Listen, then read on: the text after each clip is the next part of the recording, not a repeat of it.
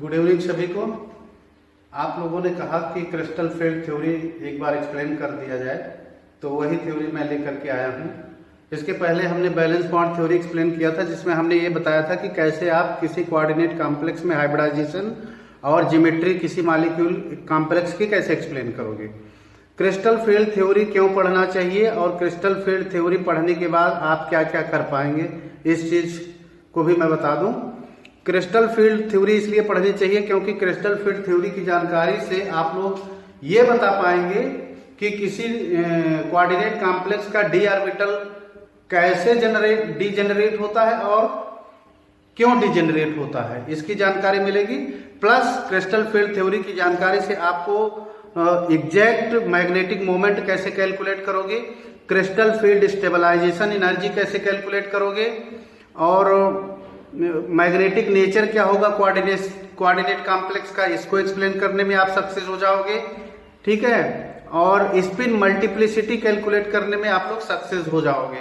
ठीक है, और क्रिस्टल फील्ड थ्योरी से आपको ये पता चलेगा कि कैसे डी ऑर्बिटल दो अलग अलग एनर्जी लेवल में डीजेनरेट होता है। डी ट्रांजिशन का कॉन्सेप्ट आपको क्लियर हो जाएगा, jumping of electron from D orbital to D orbital, क्योंकि हम लोग कहते हैं कोऑर्डिनेट कंपाउंड का कलर क्यों होता है, ड्यू टू डी ट्रांजिशन। तो वो पॉइंट भी आपको इस वीडियो से आपका क्लियर होना चाहिए। तो ये थ्योरी प्रपोज की गई थी एच बेथे और बी ब्लैक के द्वारा। इन्होंने डी ऑर्बिटल की स्प्लिटिंग को एक्सप्लेन किया था। इससे कोई भी एस और पी ऑर्बिटल की स्प्लिटिंग एक्सप्लेन नहीं होती है। ठीक है, और ये हाइब्रिडाइजेशन को भी ये थ्योरी एक्सप्लेन नहीं करती है, हाइब्रिडाइजेशन को बैलेंस बॉन्ड थ्योरी एक्सप्लेन करती है। तो ये सारे पॉइंट्स आपके माइंड में होने चाहिए। तो एच बेथे और वी ब्लैक ने इस थ्योरी को प्रपोज किया था और उन्होंने ये कहा था कि एक जो कोऑर्डिनेट कॉम्प्लेक्स होता है उसमें एक सेंट्रल मेटल होता है, ट्रांजिशन मेटल, और उस ट्रांजिशन मेटल पर एक लिगेंड लगा हुआ होता है। ठीक है, जिसमें मेटल इलेक्ट्रॉन पेयर को एक्सेप्ट करता है, बैलेंस बॉन्ड थ्योरी में हम लोगों ने देखा था, और लिगेंड जो है अपना इलेक्ट्रॉन पेयर डोनेट करता है सीएमआई को। ठीक है, तो लिगेंड को हम लोग कह रहे थे कि ये लुईस बेस की तरह एक्ट करता है, और central metal ion Lewis acid की तरह एक्ट करता है, क्योंकि सीएमआई इलेक्ट्रॉन पेयर को एक्सेप्ट कर रहा है। राइट, तो वो बैलेंस बॉन्ड थ्योरी थी। अब हम लोग चूंकि क्रिस्टल फील्ड थ्योरी एक्सप्लेन कर रहे हैं तो इसी की चर्चा करते हैं। तो this theory was propose by the H Bethe and B Black to explain the exact value of magnetic moment. Right, उसके बाद इन दिस थ्योरी, इस थ्योरी में यह कहा गया है कि सेंट्रल मेटल आयन और लिगेंड के बीच में जो रिलेशन होता है वो प्योरली आयनिक होता है, इलेक्ट्रोस्टैटिक होता है। There is no any coordinate और covalent relation in between central metal ion and ligand. The relation in between CMI and ligand is purely electrostatic, ionic relation होता है, जिसके कारण जब लिगेंड सेंट्रल मेटल की तरफ अप्रोच करता है, चूंकि दोनों को हमने पॉइंट चार्ज की तरह ट्रीट किया है, तो लिगेंड का जो इलेक्ट्रॉन क्लाउड आता है उसकी वजह से सेंट्रल मेटल का जो डी ऑर्बिटल है, जो बैलेंस डी ऑर्बिटल है, जो आउटर मोस्ट डी ऑर्बिटल है, चूंकि लिगेंड उसी पर इन्फ्लुएंस करता है, तो वो डी ऑर्बिटल डीजेनरेट होता है। डीजेनरेट का मतलब होता है स्प्लिटिंग ऑफ डी ऑर्बिटल। जैसे डी ऑर्बिटल में 5 बॉक्स हैं तो वो डिवाइड हो जाएगा 3+2 में, और एक की एनर्जी अलग होगी, दूसरे की एनर्जी अलग होगी। जैसे ऑक्टाहेड्रल के केस में जब लिगेंड इन्फ्लुएंस करता है ऑक्टाहेड्रल कॉम्प्लेक्स में, तो डी ऑर्बिटल स्प्लिट हो जाता है, जिसमें ईजी ऊपर 2 बॉक्सेस dx² - y² dz², उसकी एनर्जी ज्यादा हो जाती है, और T2g में dxy dyz dzx आ जाते हैं, इनकी एनर्जी कंपैरेटिवली कम होती है। ठीक है, तो इस प्रकार से डी ऑर्बिटल डीजेनरेट होता है due to influence of point charge. Right, और जैसा कि मैंने बताया कि ये जो है थ्योरी किसी भी प्रकार से एस और पी ऑर्बिटल की स्प्लिटिंग को एक्सप्लेन नहीं करता है। और अगर कोई भी लिगेंड अप्रोच नहीं कर रहा है, तो ऑक्टाहेड्रल कॉम्प्लेक्स में हम लोग जानते हैं 2 प्रकार की बॉन्ड होती है। जैसे हम कोई ऑक्टाहेड्रल कॉम्प्लेक्स बनाए तो कैसे बनाते हैं, एक स्क्वायर बॉक्स बनाते हैं, सेंट्रल मेटल बीच में हम लिखते हैं। ठीक है, और इसमें दो प्रकार की बांड शो करते हैं, एक है एक्सियल बांड, ये वाली एक्सियल बांड है, और ये वाली कैसी बांड है, इक्वेटोरियल बांड। ठीक है, तो अगर कोई भी लिगेंड अप्रोच नहीं कर रहा है ऑक्टाहेड्रल कॉम्प्लेक्स में, तो फिर एक्सियल बांड और इक्वेटोरियल बांड दोनों बराबर होती है। ठीक है, अदरवाइज क्या होता है, अगर लिगेंड अप्रोच करता है तो एक्सियल बांड थोड़ा बड़ी होती है और इक्वेटोरियल बांड थोड़ा छोटी रहती है। ठीक है, तो इसकी ये भी आपको जानना चाहिए। उसके बाद हम लोग डिस्कस करेंगे crystal field theory in case of octahedral complex. सबसे पहले हम लोग डिस्कस करेंगे crystal field theory octahedral complex के केस में। ठीक है, तो ऑक्टाहेड्रल कॉम्प्लेक्स हम लोग इस प्रकार से बनाते हैं, जिसमें यहाँ पर चारों कॉर्नर पर हम लोग लिगेंड लिखेंगे और दो लिगेंड इधर होंगे। तो इसमें आप देख सकते हैं, अगर हम तीनों एक्सिस बनाए, ठीक है, तो ये एक्स एक्सिस हो गई, ये वाई एक्सिस हो गई और ये जेड एक्सिस हो गई। तो ऑक्टाहेड्रल कॉम्प्लेक्स में आप ये समझ लीजिए, ऑक्टाहेड्रल कॉम्प्लेक्स में जो डी ऑर्बिटल्स हम लोग बनाते हैं 5, उनमें से 2 orbital D X square minus Y square और डी जेड स्क्वायर, ये दोनों एक्सिस पर होते हैं, और D X Y, D Y Z, D Z X, ये तीनों इन बिटवीन द एक्सिस होते हैं। ठीक है, इस पॉइंट को बिल्कुल माइंड में रख लीजिए। D X Y, D Y Z, D Z X, ये दोनों इन बिटवीन द एक्सिस होते हैं। D X square minus Y square और डी जेड स्क्वायर, ये जो है एक्सिस पर होते हैं। और ऑक्टाहेड्रल कॉम्प्लेक्स में जो लिगेंड अप्रोच करता है वो एक्सिस से अप्रोच करता है, और एक्सिस से अप्रोच करने के कारण जो डी ऑर्बिटल एक्सिस पर हैं, जैसे D X square minus Y square, D Z और डी जेड स्क्वायर, ये चूंकि लिगेंड एक्सिस से आ रहा है और ये ऑर्बिटल भी एक्सिस पर हैं, तो ये क्या होते हैं, इलेक्ट्रॉन क्लाउड के कारण इनमें स्प्लिटिंग हो जाती है। तो ये दो लोग ऊपर चले जाते हैं, कौन से, D X square minus Y square, D Z square EG में, और D X Y, D Y Z, D Z X, ये T2G में नीचे कंपैरेटिवली लेस एनर्जी हो जाती है। इस पॉइंट को बिल्कुल आपको रिमेंबर रखना है। ठीक है, तो इस पॉइंट को रिमेंबर करें। उसके बाद अगर हम डी ऑर्बिटल एक बनाएं, 1 2 3 4 5 लोग सोते हैं, ये ग्राउंड स्टेट लोब हमने बनाया है। अगर इसमें कुछ एनर्जी हम लोग देते हैं तो एक हाइपोथेटिकल या एवरेज एनर्जी लेवल आता है। ठीक है, ये हाइपोथेटिकल स्टेट है, और जब लिगेंड का इन्फ्लुएंस होता है तो इसको हमने बताया कि 2 एनर्जी लेवल में टूट जाता है।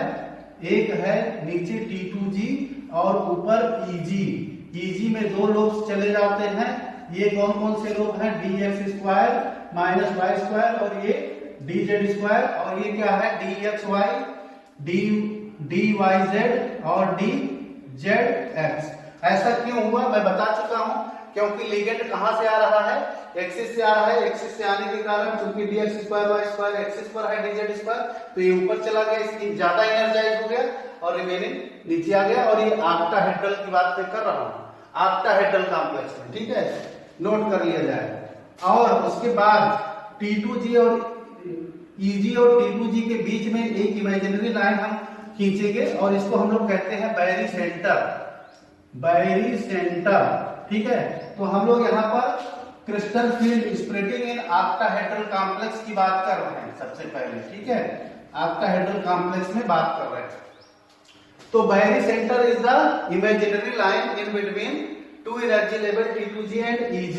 ठीक है, और बैरी सेंटर की जो एवरेज एनर्जी है वो 0 होनी चाहिए। ओके, और बैरी सेंटर और EG के बीच की में एक एक्सपेरिमेंटल वैल्यू है, उसका वैल्यू है 0.6। और ये 0.6 कैसे आया, ये 3 लोब्स है, 3 लोब, तो 3 अपान टोटल डी में कितने बॉक्स होते हैं, 5, 3 अपान 5 करोगे 0.6 आ जाएगा। और यहाँ इसकी वैल्यू होती है -0.4। 0.4 कैसे आया, ये 2 ऊपर 2 लोब है और टोटल डी में कितने बॉक्स होते हैं 5, 2 अपान 5 करोगे तो 0.4 ये वैल्यू आ जाएगी। राइट, तो और इस EG और T2G के बीच में जो एनर्जी गैप है इसको हम लोग कहते हैं क्रिस्टल फील्ड एनर्जी गैप। इसको हम रिप्रेजेंट करते हैं डेल नॉट से। ये जो हमने नॉट लिखा है एक्चुअली ये O है, O का मतलब होता है ऑक्टाहेड्रल। तो crystal field energy gap in case of octahedral ये 0 नहीं है, ये रिप्रेजेंट कर रहा है O मतलब ऑक्टाहेड्रल, और टेट्राहेड्रल के केस में यहाँ पर टी लिखा रहेगा, स्मॉल टी, आप ध्यान से देखिएगा। तो वो है crystal field energy gap in case of tetrahedral, अगर टी लिखा है और यहाँ पर वो लिखा है तो that is in case of octahedral, right.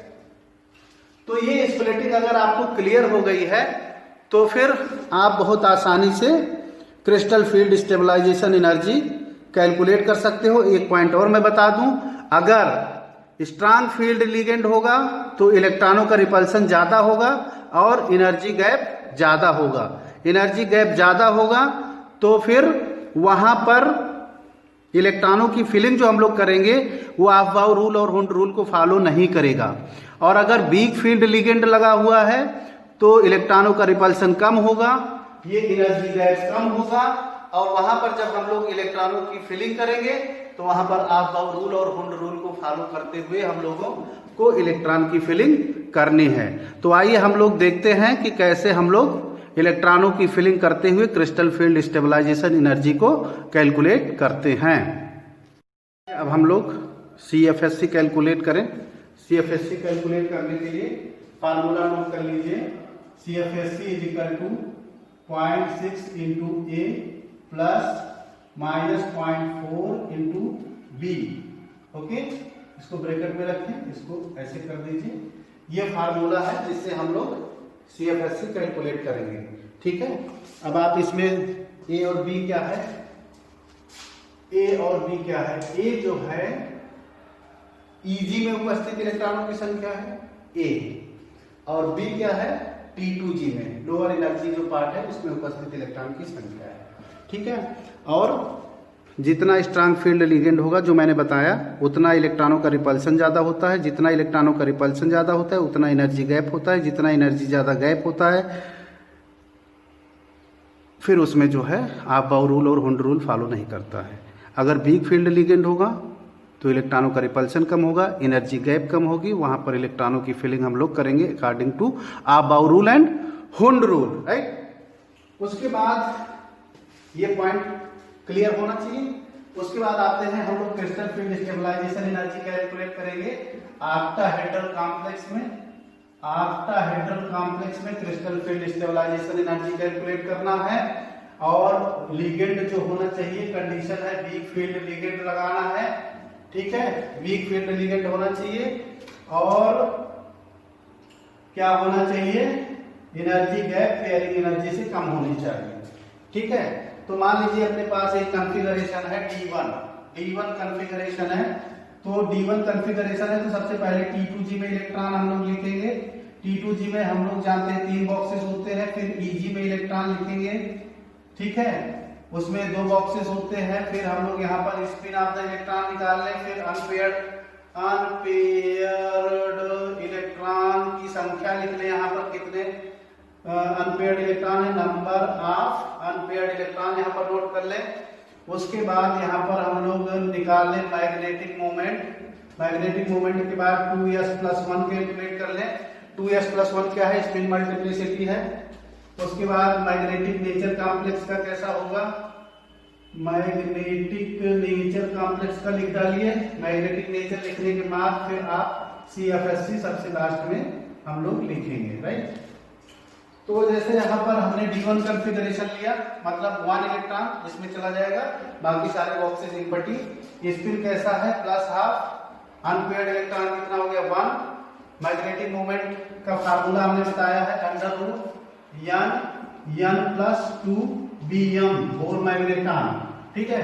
तो यहाँ पर जब आप वैल्यू पुट करोगे 1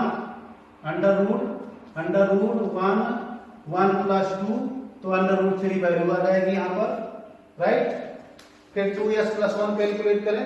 यहाँ पर s क्या है, s है अनपेयर्ड इलेक्ट्रॉनों की संख्या। जैसे यहाँ पर अनपेयर्ड इलेक्ट्रॉन +½ है तो +½ को हम लोग क्या लिखेंगे 0.5। तो यहाँ पर 2 × 0.5, क्योंकि 1/2 है 0.5 लिखें, +1 तो ये वैल्यू आ जाएगी कितना 2, ठीक है। और मैग्नेटिक नेचर इसका कैसा होगा, ये कॉम्प्लेक्स होगा पैरामैग्नेटिक हो जाएगा। और इसकी CFSC कैलकुलेट कर लीजिए।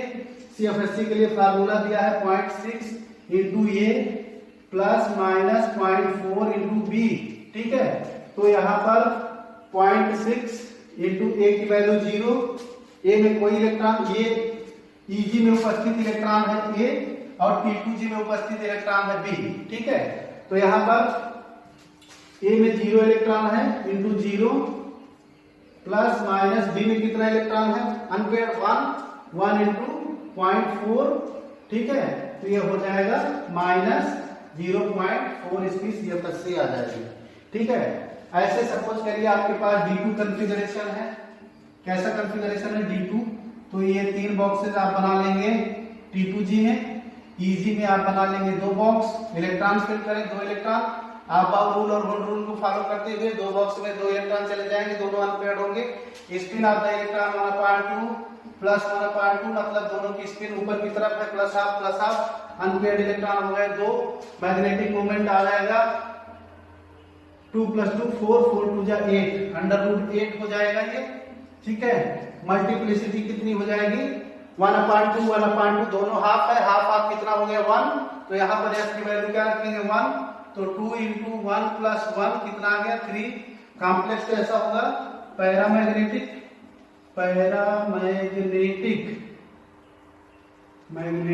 राइट। और उसके बाद CFSC कैलकुलेट करें, CFSC के लिए फार्मूला यही रहेगा। ठीक है, ए में कितने इलेक्ट्रॉन है 0, तो 0.6 into 0 plus minus 0.4 into 2 electron है वहां पे, तो ये हो जाएगा -0.8 CFSC आ गई। तो आप देख सकते हैं क्रिस्टल फील्ड थ्योरी क्या एक्सप्लेन कर रही है। मैग्नेटिक मोमेंट की एग्जैक्ट वैल्यू आप कैलकुलेट कर पा रहे हैं, स्पिन मल्टीप्लिसिटी आप कैलकुलेट कर पा रहे हैं, कॉम्प्लेक्स का नेचर आप बता पा रहे हैं, CFSC कैलकुलेट कर पा रहे हैं। तो this is the importance of CFT। उसके बाद सपोज करिए कि वीक फील्ड लिगेंड नहीं है बल्कि स्ट्रॉन्ग फील्ड लिगेंड है। कॉम्प्लेक्स कैसा है ऑक्टाहेड्रल ही है कॉम्प्लेक्स। ठीक है, लेकिन लिगेंड हमने बदल दिया, स्ट्रॉन्ग फील्ड लिगेंड लगा दिया। तो स्ट्रॉन्ग फील्ड लिगेंड के केस में लो स्पिन कॉम्प्लेक्स होता है, वीक फील्ड लिगेंड के केस में हाई स्पिन कॉम्प्लेक्स होता है, और यहाँ पर जो पेयरिंग एनर्जी होगी, पेयरिंग एनर्जी वो कम होगी एनर्जी गैप से। ठीक है, तो यही वाला कॉन्फ़िगरेशन ले लेते हैं D2 ही ले लेते हैं। तो यहाँ पर T2g में पहले इलेक्ट्रॉन फिल करेंगे 1 2, Eg में कोई इलेक्ट्रॉन नहीं पहुंचा। ठीक है, स्पिन जो है एक प्लस हाफ है, दूसरा माइनस हाफ है, अनपेयर्ड इलेक्ट्रॉन की संख्या 0 हो गई, यहाँ पर मैग्नेटिक मोमेंट 0 आ जाएगा, स्पिन मल्टीप्लिसिटी आ जाएगी 1, और कॉम्प्लेक्स का नेचर कैसा हो जाएगा डायमैग्नेटिक।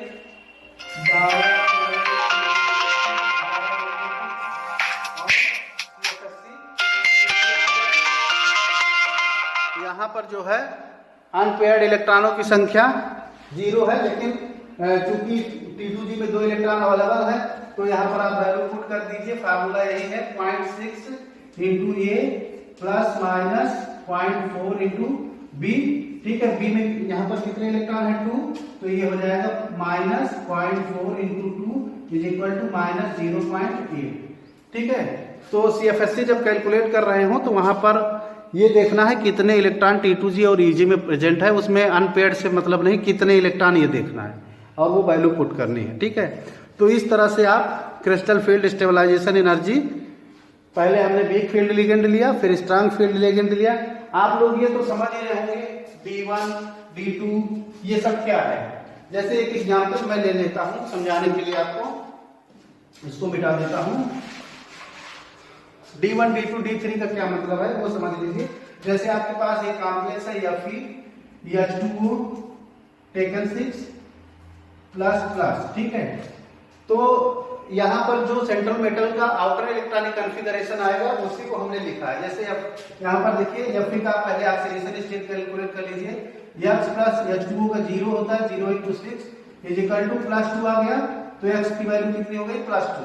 अब Fe का आप इलेक्ट्रॉनिक कॉन्फ़िगरेशन करें, Fe का 26 होता है, 1s2 2s2 2p6 3s2 3p6 4s2 और 3d6। ठीक है, इसको रीअरेंज करें 3d6 4s2, क्योंकि यहाँ पर ऑक्सीडेशन स्टेट कितना है +2, मतलब 2 इलेक्ट्रॉन इमिट करना है, तो ये हो जाएगा 3d6 4s 0, ये 3d6 आ गया। तो यही हमने पकड़ा है कॉन्फ़िगरेशन, ये outer electronic configuration d1 d2 d3। जैसे Fe के केस में इस कॉम्प्लेक्स में हम क्या लेंगे d6, फिर d6 लेकर के ये सारी वैल्यूज पुट करेंगे। एक चूंकि यहाँ पर H2 वीक फील्ड लिगेंड है तो इस प्रकार से हम लोग इलेक्ट्रॉनों की फिलिंग करेंगे, वीक फील्ड लिगेंड, ठीक है, H2 वीक फील्ड लिगेंड है तो इसका कॉन्फ़िगरेशन क्या है d6, और ये वैल्यूज इस प्रकार से पुट करके आप सारे कंक्लूजन निकाल सकते हैं, ठीक है। और यहीं पर अगर स्ट्रॉन्ग फील्ड लिगेंड आ जाएगा तो इस तरह से कॉन्फ़िगरेशन करेंगे जैसे नीचे किया है, ठीक है। उसके बाद टेट्राहेड्रल कॉम्प्लेक्स में बात करें तो टेट्राहेड्रल कॉम्प्लेक्स में splitting just opposite of the octahedral होती है। ऐसा क्यों होता है? क्योंकि टेट्राहेड्रल कॉम्प्लेक्सेस में जो लिगेंड अप्रोच करता है वो लिगेंड अप्रोच करता है इन बिटवीन द एक्सिस। तो इन बिटवीन द एक्सिस में कौन से डी ऑर्बिटल्स हैं? D X Y, D Y Z, D Z X. तो ये ज्यादा इनर्जाइज हो जाएंगे और इनकी एनर्जी ज्यादा हो जाएगी और D X square minus Y square, D Z square की वैल्यू कम हो जाएगी, वो नीचे आ जाएगा।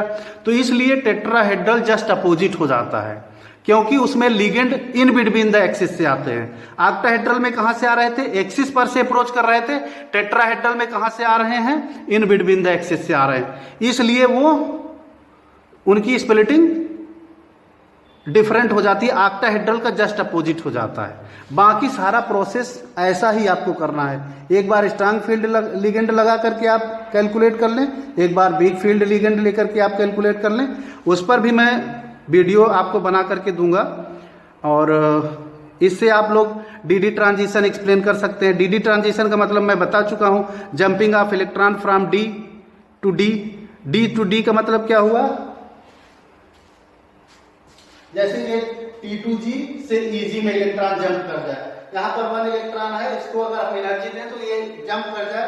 T2G किसका एनर्जी लेवल है? D का। तो jumping of electron from D, T2G to DEG, मतलब T2G से EG में इलेक्ट्रॉन जंप करे तो जंप ये क्या हुआ? D से D में ही जा रहा है, एक T2G से EG में जा रहा है, मतलब D टू D ही जंपिंग हो रही है। तो this is the jumping of electron from D orbital to D orbital, this is known as DD transition. तो colour of coordinate complex is due to the DD transition, ठीक है।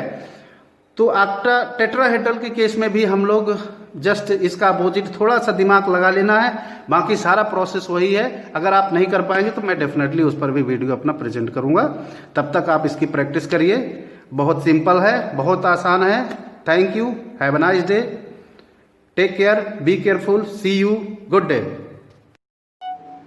अ minor correction is there, जब आप लोग D orbital में electron fill कर रहे हैं, D2 जो कॉन्फ़िगरेशन हमने किया है तो उसमें चूंकि हाई स्ट्रांग फील्ड लिगेंड है तो D2 के दोनों इलेक्ट्रॉन आप T2G में पेयर्ड लिखिएगा। हमने अनपेयर्ड लिख दिया है तो उसको पेयर कर दीजिएगा, बाकी सब ठीक है, ओके। चूंकि हाई स्ट्रांग फील्ड लिगेंड है इसलिए दोनों इलेक्ट्रॉन पेयर्ड होने चाहिए। इसके पहले हमने वीक फील्ड लिगेंड लिया था, दोबारा वाला जो हमने समझाया है D2 वाला, उसमें स्ट्रांग फील्ड लिगेंड का है, लेकिन T2G में जो इलेक्ट्रॉन फिल किया ना 1 इलेक्ट्रॉन 1 1, वो एक ही बॉक्स में दोनों इलेक्ट्रॉन पेयर्ड होंगे, ओके। तो इस तरह से आप लोग D1 D2 D3 D4 D5 D6 इन सभी को कॉन्फ़िगरेशन करके उन पर सारे कंक्लूजन्स ड्रा कर सकते हैं, ओके। तो प्रैक्टिस करते रहिए। Thank you once again, thank you.